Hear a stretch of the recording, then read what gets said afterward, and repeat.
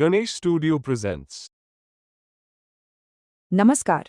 आज एक बहुत ही दिलचस्प कहानी पर बात करेंगे। एक ऐसी कहानी जो सिखाती है कि सामाजिक दबाव के बीच सम्मान के साथ ना कहना कितना जरूरी है और कैसे कहा जाए। तो चलिए कहानी की शुरुआत एक बहुत ही गहरे विचार से करते हैं, जो असल में इस पूरी कहानी की नींव है। वो विचार ये है कि औषधि को औषधि की तरह ही लेना चाहिए, भोजन या पेय की तरह नहीं। मतलब सही मात्रा में हो तो दवा है, ज्यादा हो जाए तो जहर।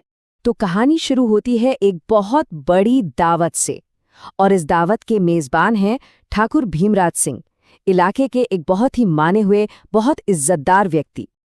अब देखिए, इस दावत में एक बहुत ही खास परंपरा निभाई जा रही है, जिसे कहते हैं मनोहार। मनोहार का मतलब होता है जोर देकर मेहमान नवाजी करना। जब मेजबान कोई चीज दे तो उसे सम्मान समझकर लेना ही पड़ता है, मना नहीं कर सकते। और बस यहीं से कहानी का असली मजा और संघर्ष शुरू होता है। और इसी दावत में आते हैं हमारी कहानी के हीरो विक्रम, एक नौजवान ठाकुर जो अपने उसूलों के बड़े पक्के हैं, शराब या किसी भी तरह के नशे को हाथ तक नहीं लगाते। तो होता ये है कि मेजबान ठाकुर भीमराज सिंह विक्रम को अमल यानी एक तरह का नशीला पदार्थ लेने के लिए कहते हैं, और जब विक्रम मना करते हैं तो भीमराज सिंह इससे अपनी तौहीन समझ लेते हैं। वो कहते हैं, अरे मनुहार ठुकराना तो ठाकुरों का अपमान है। अब यहाँ मामला थोड़ा पेचीदा हो गया है। एक तरफ उसूल है, दूसरी तरफ मेजबान का सम्मान। तो देखते हैं विक्रम इस मुश्किल हालात से कैसे निकलते हैं। विक्रम बहुत विनम्रता से मेजबान की मनोहार स्वीकार तो कर लेते हैं, लेकिन कहानी में एक जबरदस्त मोड़ लाते हैं। वो एक और परंपरा की बात करते हैं कि मेहमान को भी जवाब में थोड़ी मनोहार करनी चाहिए। तो सवाल ये उठता है कि विक्रम की औषधि आखिर है क्या? वो ऐसा क्या पेश करने वाले हैं? विक्रम अपनी जेब से निकालते हैं जुलाब। हाँ, जुलाब। और उसे अपने इलाके की एक बहुत फायदेमंद औषधि बताकर पेश करते हैं। अब जरा सोचिए, पूरी सभा में सन्नाटा छा गया होगा। सब हैरान कि ये क्या हो गया। और यहीं पर विक्रम का विवेक, उनकी समझदारी सामने आती है। देखिए, उन्होंने कितनी खूबसूरती से दोनों औषधियों की तुलना की। भीमराज का अमल अगर ज्यादा हो जाए तो सम्मान की हानि हो सकती है, सभा में मजाक बन सकता है। वहीं विक्रम का जुलाब, वो भी एक औषधि है, लेकिन उसका असर सिर्फ शारीरिक होगा, सम्मान बना रहे।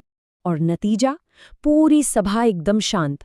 कोई भी विक्रम की मनुहार स्वीकार करने को तैयार नहीं है, कोई भी जुलाब नहीं लेना चाहता।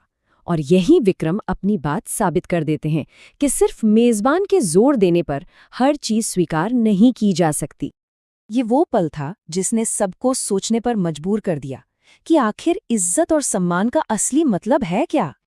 विक्रम बहुत शांति से कहते हैं, अब हम बराबर हुए ठाकुर साहब। आपने अपनी मनुहार की, मैंने अपनी लौटा दी। कितनी बड़ी बात कह दी। उन्होंने परंपरा को परंपरा से ही जवाब दिया और तर्क को तर्क से। थोड़ी देर की खामोशी के बाद पहले तो पूरी महफिल में हंसी का फव्वारा छूटता है, और फिर उस हंसी के पीछे की गहरी समझ सबको महसूस होती है। तो इस छोटी सी कहानी से हमें कई बड़ी बातें सीखने को मिलती हैं। पहली, कि जब सम्मान जबरदस्ती बन जाए तो वो अपमान होता है, मेहमान नवाजी नहीं।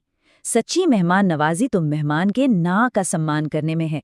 और ये भी कि असली साहस सिर्फ तलवार उठाने में नहीं, बल्कि मुस्कुराकर अपने उसूलों पर टिके रहने में भी है।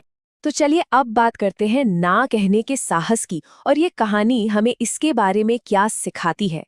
यहाँ एक योद्धा के धर्म का बहुत अच्छा उदाहरण दिया गया है। देखिए, अगर कोई योद्धा किसी हिंसक शेर से लड़ता है तो वो उसका धर्म है, आत्मरक्षा है।